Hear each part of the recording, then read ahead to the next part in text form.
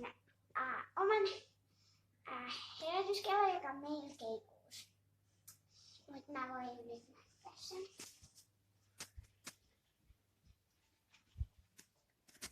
Se on tässä. Täällä on 1, 2 herätys. Mulla on tällä hetkellä 2 herätys. Sitten tässä on näitä vaihtonäppejä. Sitten tässä on sellainen, jos kun herätyskello soi, tästä voi painaa. Sitten täällä on radio, josta saa musiikkia. Tästä mä en tiedä.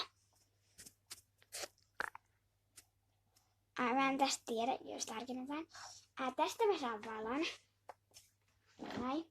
Ja tästä saa myös pois painaa toisen kerran.